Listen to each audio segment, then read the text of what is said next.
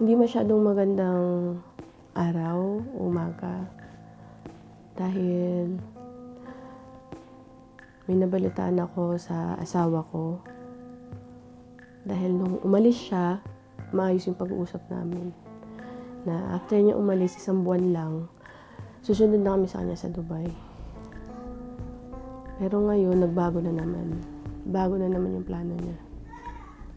May extend kami dito hanggang next year. What? Saklap. Teka lang. Hindi tanggap pa ng isip ko. Kasi nung unang plano talaga namin dito, 2 buwan lang ang bakasyon namin. Pumayag ako kasi 2 buwan. Okay, sige. Hanggang naging 3 buwan, 4 na buwan, 5 buwan. Tapos ngayon, aabot na kami ng next year.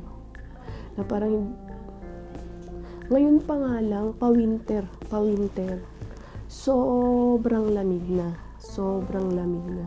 Hindi ko na kaya, lalo na sa gabi. Hindi na namin kaya ni Babu, lalo na sa gabi. Nagkakasakit na kami. Nilagnat na ako 3 days ago. Si Babu, kagabi nilagnat ulit. 3 days, 3 nights. Nilalagnat si Babu. Please don't get me wrong, hindi ako nagrereklamo. Hindi po kasi ako sanay sa ganitong weather, una sa lahat. Hindi po ako pinalaki sa ganitong weather. Hindi kami exposed sa ganitong weather ni Babu. Kaya hindi ko kaya. Sa araw okay pa. Kahit walang kuryente, okay pa ako eh. Pero pagdating sa gabi, sobrang lamig. Yung lamig na talagang umaabot hanggang buto. Tapos ito pa, ang kuryente lang dito sa amin, maximum 2 hours per day. What? 2 hours. Imagine niyo saan naman kami Saan? Sasapat ba yun? Oo, may power bank ako, yung mobile, sige. Pero walang wifi eh. Kapag walang kuryente, wala ring wifi kasi. Nag-upload pa ako. Hindi naman kakasya yun. Hindi naman sasapat yung oras na yun o yung panahon na yun para magawa ko lahat within 2 hours. Minsan nga wala pang 2 hours eh. 49 minutes lang eh. Kasi kakataas ko lang maglaba, wala na kagad kuryente. Hindi naman sasapat sa akin lahat yun. Tapos si Babo ngayon lately kasi malamig na nga. Nagkakaroon siya ng wala na siyang gana kumain. Kasi malamig na. Tapos, nagkakaroon siya ng maraming pulang-pula dahil sobrang lamig.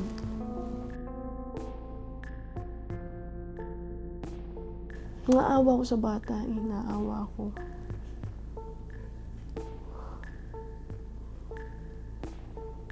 As nanay, nahihirapan ako. Nakikita ko yung anak na ganun. Tutudurog yung puso ko. Para bang, meron naman ako magagawa eh.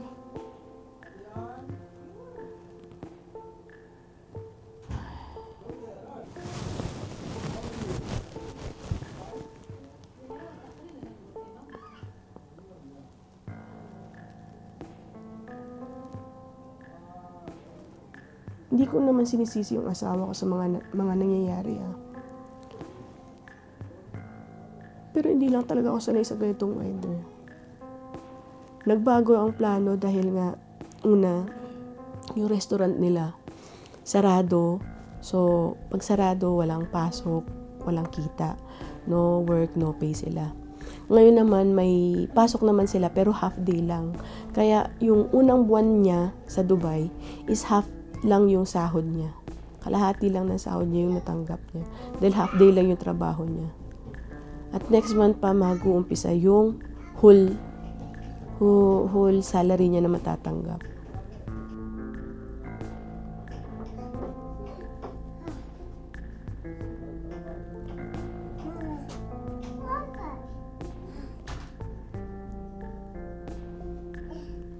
Kung hindi ka Babo, hindi mo kakayanin to eh.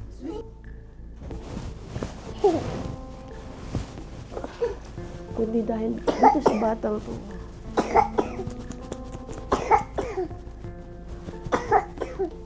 Diba? Yan. Sorry.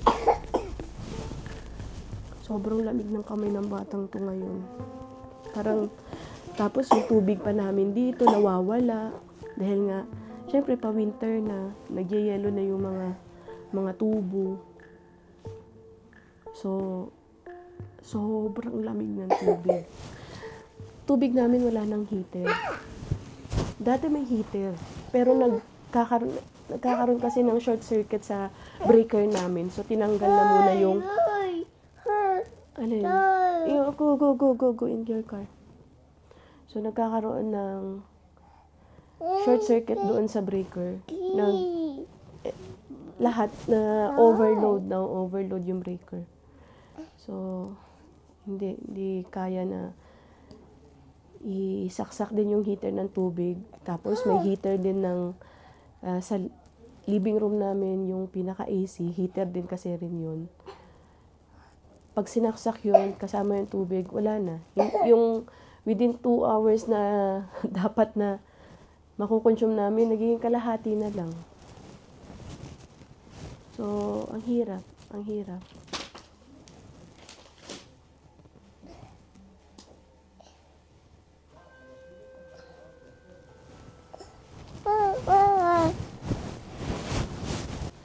So, hindi ko alam kung anong dapat kong gawin. Susunod na lang ba ako sa asawa ko dahil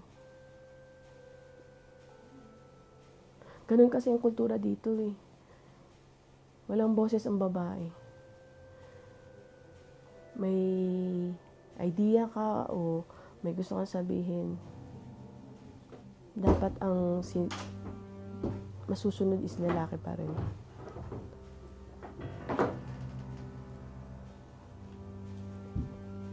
Kahit anong mangyari, lalaki pa rin ang nasusunod dito.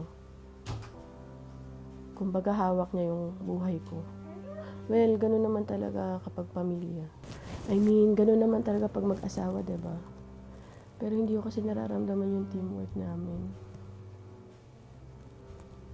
Sabi ko, lagi ako nag-o-offer. Kailangan mo ba ng tulong? Kailangan mo ba ng tulong ko financially? Kasi kaya ko naman tulungan siya. Lagi niya sasabi, hindi. Pero kailangan, may gawin ako eh. Hindi lang para sa akin eh. Para sa anak ko. Oh, you forgot here na, oh. Put in your feet. Oh, put in your feet. Come here. Sit down.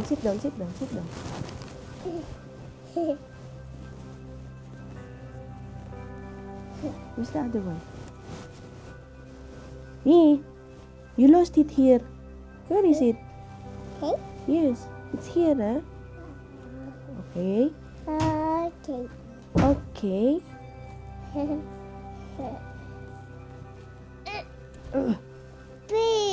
Pain. It's pain? Yeah. No. Yeah. Yeah. Yeah. No? It's not going? Yeah. No? Pain? Oh, sorry. I will remove the socks. Okay. I will remove the socks and put this. Wait. Yes. Die. The star. The star. Oh, put your feet there.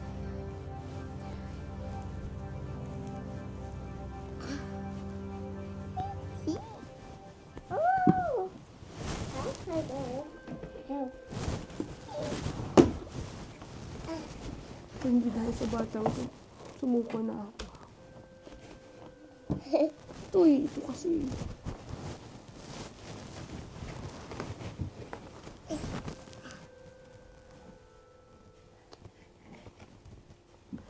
Nahirapan ako. Nandyan kasi yung mga biyanan ko. Nahirapan ako mag-imot-imot dito.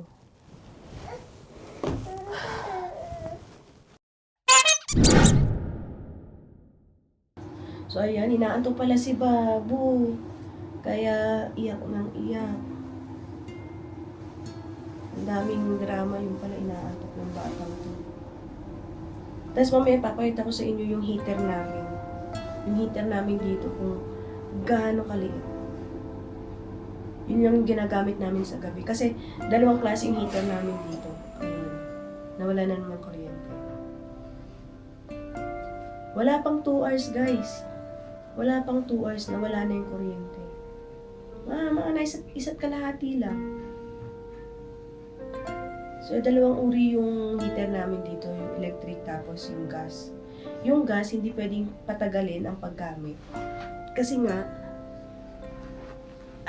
yung carbon dioxide, nalalanghap. Masusuffocate naman kami. Mahirapan naman yung mga baga namin. Lalo na pa kay Babo dahil bata pa, maliit pa. Wawa naman yung baga nito, diba? Tapos ganyan problema namin. Sobrang swerte na lang talaga kapag nagkaroon ng ilaw mamayang gabi. Sobrang swerte kapag nagka-ilaw. Pero madalas wala ng ilaw. Yun na yung ilaw namin sa buong maghapon, magdamag. So, paano kami makakasurvive? Paano ito makakasurvive? Don't get me wrong na nagre-reklamo ako. Ito kasi yung reality namin na nararanasan namin dito. Ito yung... Hindi kasi kami exposed sa ganitong weather. Hindi namin kinalakihan yung ganitong weather. Yung ganitong status nila kapag winter. Kasi mula noon daw, ganito na talaga yung winter nila. Every 2 hours or 1 hour nga lang. Last year nga daw, sabi ng pamangkin ko, 1 hour lang yung ilaw nila sa buong araw. Sabi ko, paano nyo nasusurvive? Kaya sabi niya, lagi lang ako nasa opisina, hindi ako nagsistay sa bahay. Uwi lang ako ng bahay pag matutulog. Grabe. Paano ang buhay nila nun, no? Ano kaya ang klaseng buhay nila nun dito? Tapos ngayon, 2 hours, nadagdagan. At least, 1 oras. Pero pakiramdam ko, hindi naman talaga 2 hours. Hindi talaga 2 hours. Meron naman kaming ilaw kahit walang kuryente. Yung pinaka-battery namin, yun, pang ilaw lang talaga. Hindi kami pwede mag-charge o hindi kami pwede mag-connect yung wifi doon. Ilaw lang talaga. Kasi kapag nilagyan daw yan ng connection sa wifi, sabi ni Sudi, mas iiksi na yung buhay niya. Ibig sabihin, kung 5 hours namin nagagamit yung ilaw, magiging 3 hours na lang. So, syempre, kailangan namin ng ilaw. So, lipat tayo. Against the light na kasi ako. So, sa mga nagtatanong sa inyo, ba't hindi kami magpakabit ng solar? Una sa lahat kasi 3 kami dito. So, pag nag-solar kami lang, magkakaroon ng selosan. So, sabi ni Sudi, kakausapin niya muna yung mga kapatid niya bago kami magpa-solar. Alam niyo naman dito sa Pakistan, napaka-slow ng mga solution nila. As in, pag binigyan mo ng idea, talagang bibilang ng buwan. Example ko na lang pina-tailor ko yung isang damit ko. Hanggang ngayon, wala pa. 3 months na andun pa rin sa tailor. Mananahi. Yung nagre-repair ng damit. Naandun pa rin yung damit ko sa kanila hanggang ngayon. Kaya mamaya tatawin ko si mama, kunin na lang yung damit na yun. Sayang, maganda yung damit na yun dahil nga, mga damit ko kasi hindi na pinaplansya. Mga damit kasi nila dito, lahat, kailangan plansyahin. Kaya na sila sa damit ko, gusto nilang ko. Kahit yung mga sister-in-law ko gusto nga ng argoan. So, by the way, ayun, balik tayo sa kuryente. Bakit hindi na lang lakihan yung battery namin? Diba? Para mas humaba yung shelf life, mas humaba yung masusupply na ilaw, o mas malaki masusupply na kuryente. Ito lang kasi yung binili ni Sudi, una sa lahat. Hindi ko alam bakit ito lang. Hindi niya kasi siguro naisip na kakailanganin namin ng mas malaki o mas malaking capacity. Ewan ko. Hindi napaghandaan kasi. Totally hindi napaghandaan. As in, wala pa lang napaghandaan. Mali. Correction. walang napaghandaan sa pagpunta namin dito. Panay ano lang siya, extend lang ng extend sa akin dito na. Parang pakiramdam ko, tinapon lang ako dito na. Oh, mag-stay ka lang dyan, mag-extend pa, kasi may problema pa dito. Oh, dyan ka muna kasi hindi ko pa afford kayong kunin. Na para bang, ha? Anak mo, asawa mo, iniwan mo sa malamig na lugar na never pa namin naranasan. Tapos yun lang, sasabihin mo yung ganong solusyon. Sobrang sakit sa part ko. Grabe iyak ko. Parang hindi ako naintindihan. Pakiramdam niya, puro lang ako reklamo. Ito kasi nangyayari sa amin. Ito yung nangyayari sa amin. Hindi ito reklamo. Ito yung nararanasan namin. Naawa ako kay Babo. Lalo na sa gabi. Talukbong siya, 3 kumot. Naka-jacket pa siya. 3 pa yung suot niyang long sleeve. Tas jacket, tas 3 kumot. Tas pagdating ng madaling araw, uubuhin. Gigisingin ako, mama, water, mama. Kasi napaka-dry ng hangin dito. Ang dry ng paligid, ang dry ng pakiramdam. Hindi ko nga siya mapaliguan eh. Hindi ko na siya napapaliguan, guys. Dahil nga, pag napaliguan ko pa, baka magkasakit lalo. Nakaraan nagkasakit na nga, hindi ko na siya mapaliguan. Ako, inaamin ko, hindi na ako naliligo dito sa Pakistan. Kasi wala eh. Mag-init man ako ng tubig, pag-ahon ko, paglabas ko, sobrang lamig, doble. Doble ang lamig kapag tapos maligo. Doble yung lamig na mararamdaman mo. Kasi paglabas mo, wala namang heater eh. Malamig pa rin ang pakiramdam, malamig pa rin ang paligid. So, papasok na yung lamig sa katawan mo, lalo ka magkakasakit. Sa kalagayan ko ngayon, parang nai-invalid yung pakiramdam ko, yung feelings ko. Na parang wala talagang karapatang magsalita ang babae dito. Robot lang ba talaga mga babae dito? Display lang ba talaga sila? Nanay sila ng mga anak nila. Ba't ganun na nagtrato ngayon? Kasi ang kinakausap ni Sudi, hindi naman ako yung mga magulang niya pagdating sa decision making. Nung umpisa ay nayaan ko lang eh. Kasi wala naman akong ibang pagkukunan ng income. Wala akong boses kasi wala akong income. Ganun yung pakiramdam ko. Gusto ko naman piliin muna ang sarili ko ngayon. Ako na muna. Kami na muna ni Babo. Kasi hindi ko talaga kaya. Hindi ko kaya magstay dito. Hindi ko kaya magstay dito na winter. Ito, papalamig ng papalamig. Actually, hindi pa to winter. Pa-winter pa lang. Pa-winter pa lang. Pag umulan na daw, yun, winter na daw yun. Yun daw yung sign na winter na kapag umulan na. So, good luck talaga. Good luck sa akin, kay Babu, sa buhay namin dito. So, sa haba ng relasyon namin ni Sudi, sa tinagal-tagal namin magkasama, at saka sa pagstay ko dito, ang natutunan ko, sana nag-speak up ako umpisa pa lang. Na hindi ko kaya. Na hindi ako sang-ayon. Kasi hinayaan ko lang ng hinayaan. Hinayaan ko ng hinayaan na akala ko kaya niyang buhatin kami na mapapaayos talaga. Kaya niya kami kantahin na mapunta sa comfort. Hindi eh. Hinayaan lang niya kami. Pakiramdam ko, iniwala ako sa ere. Pinabayaan lang kami dito. Yun yung pakiramdam ko. Sana nagsalita ako umpisa pa lang.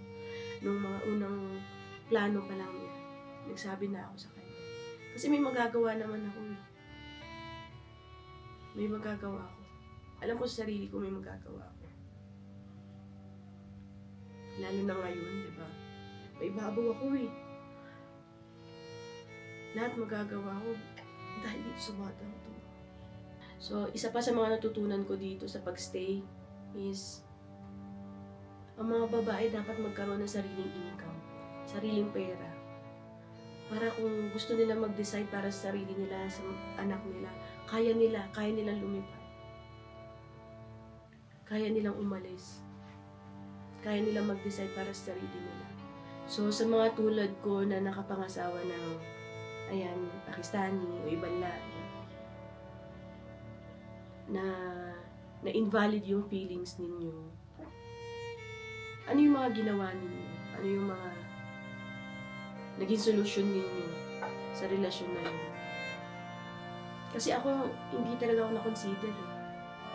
Hindi ako napagtanungan, hindi ako naisama sa decision making, sa lahat ng kung anong meron na ngayon, hindi ako naisama. Siya lang nag-decide, umuo lang ako. Na para bang wala akong boses. Wala talaga akong boses actually. Wala akong boses dito. Tulad yan, lahat sila nandun sila sa kabila, sa isang sister-in-law ko kasi buntis manganganak na. So, nandun sila, focus nila doon kasi anytime pwede nang mag-deliver yung babae. So, lagi kami naiiwan ni Babo dito sa bahay. At siste, ganitong pahapon na, ang bilis lang ng araw. Alas 5, alas 4, wala ng araw. Actually, doon sa rooftop namin, alas 2, wala ng araw. Natatabunan na ng mga bundok yung sinag ng araw. So, kailangan pag naglaba ako, gabi pa lang naglalaba na ako. Para, bago ako matulog na isampay ko na, kinabukasan matutuyo siya. Kasi kapag hindi ko nagawa yun, hindi tutuyo yung mga sinampay ko sa taas. Ganon yung sitwasyon ko dito, ganon ka hectic yung araw o oras na kailangan magawa ko. Limited lang talaga, limited. Ang best advice ko dun sa mga newlywed, nasa mga honeymoon stage, work as a team. Yung isasama ka sa mga decision making niya, yung ibabalid na yung feelings mo, kung ano yung dapat gawin, dapat mangyari. Lalo na ikaw yung titira sa lugar niya. Tulad ko, titira dito sa lugar niya na ako lang mag-isa, iniwan ko lahat para lang dito, para tumira dito. Tapos hindi mo man lang ako maasikaso. Parang ganun. Kailangan kasama ka, kailangan sa isip mo na meron kang limitations. Kung ano lang kaya mong ibigay, huwag mong ubusin ang sarili mo kasi magtira ka para sa sarili mo. Dahil tulad ko, may babo pa ako eh. May babo pa akong nakaalalay pa sa akin eh. Sa akin pa rin nakaagapay yun na. Sa akin pa rin humihingi ng lahat ng kailangan niya. So sa pagtira ko dito, lahat sila iniisip ko. Iniisip ko yung pagkain nila. Tinatanong ko kung may pagkain na sila. Kumain na ba sila? Anong kinain nila? Buwan-buwan, binibilan ko sila ng mga gamot nila, maintenance nila.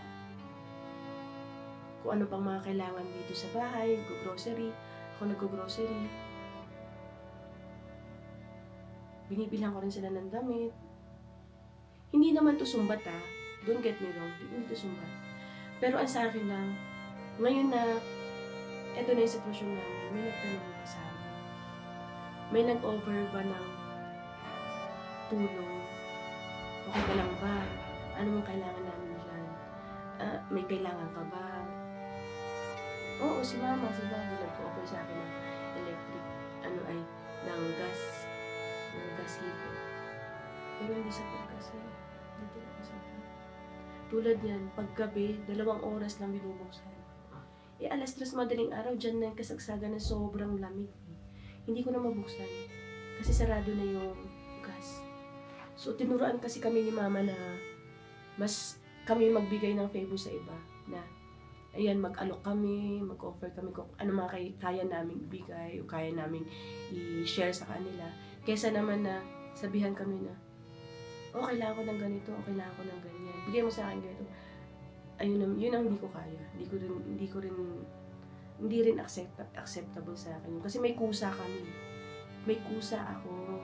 May kusa. May pakiramdam ako na pag kailangan ng kasama ko sa bahay ng tulong o kasama ko sa bahay ng may hindi lang tulong, yung alam mo na may kulang, mararamdaman mo eh. So ako una sa mga nag-o-offer. Kapag nagluluto nga ako dito eh, binibigyan ko sila sa taas, binibigyan ko sa baba. Lagi ako nag-share dito. Pero nung kapag sila, hindi ko alam kung language barrier ba yun o kultura nila talaga yung gano'n. Hindi ko alam. Pero ang nararamdaman ko, parang nag-iisa lang ako. Sorry medyo down tong vlog na to kasi talagang gusto ko lang ibuhos yung mga nasa isip ko, nasa puso ko. Ang hirap eh, ang hirap. Ang hirap. Tulad yan, wala akong mapag-sharean dito, wala akong mapagsabihan. Hindi naman nila ako maintindihan kapag nagsabi ako ng ganito eh.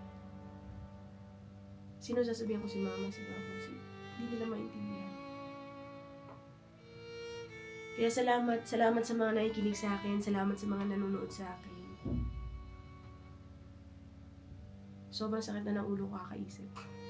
So, tinataas ko na lang ang lahat sa Diyos, kay Allah. Bahala na lahat. Basta ako, alam ko sa sarili ko, wala akong tinatapakang tao. Wala akong sinasaktang iba. Ang focus ko lang kay Bobby. Sa amin dalawa. Dahil bago lang kami dito sa lugar nila. Bago. So, ewan ko kung anong future namin after nito. So, dito na po natapos ang video na to. And, sana next vlog masaya na tayo. Bye, guys. So, ito po yung mga uri ng heater namin.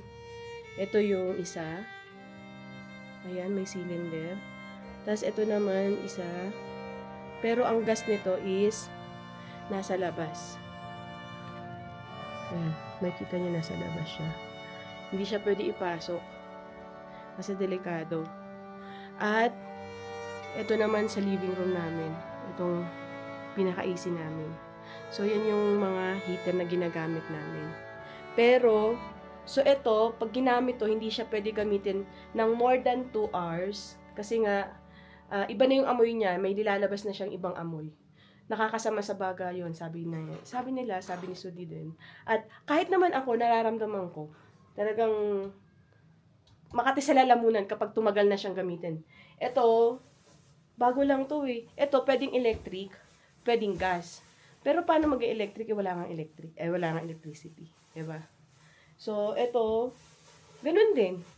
Pareho lang din sila. Dahil nga, may gas pa rin siya, hindi siya pwedeng gamitin ng more than 2 hours. So, yan yung mga ginagamit namin sa gabi. At, hindi siya kaya sa buong magdamag na lamig. Hindi talaga. Promise, hindi talaga kaya. Kaya nga, kung mapapansin niyo iba na rin yung boses ko. Dahil ilang araw na namin din ginagamit yan. Ilang gabi na rin namin ginagamit. So, talagang hindi kaya. At sa mga bago nanonood sa akin ngayon, please subscribe to my channel and help me to reach 100k para makabili na tayo ng bagong camera. Kasi ang dami nagko-comment sa akin na ang pangit daw ng kumakuha ko dahil magulo, masyadong shaky. Hindi pa po kasi gimbal yung camera ko. So, sana tulungan nyo ako, makabili tayo ng bagong camera, 'di ba? Para ma-enjoy natin yung mga scenic view dito, mga gandang view. At nakikita nyo yung background ko, ang ganda ng mga bundok, 'di ba? So, para mas ma-appreciate natin sila, mas maganda yung makakuha natin sa mga magandang view dito sa Pakistan. At sa mga bago nanonood sa akin, please subscribe to my channel and click the notification bell para updated kayo sa mga susunod ko na mga videos. And comment down below kung may mga gusto pa kayong gawin ko dito habang nandito pa ako sa Pakistan o mga gusto ninyong isuggest na pwede natin gawin habang nandito pa ako sa Pakistan. So, dito na po natapos ang video na to and always remember, stay beautiful in here. See you on my next vlog. Inshallah, bye!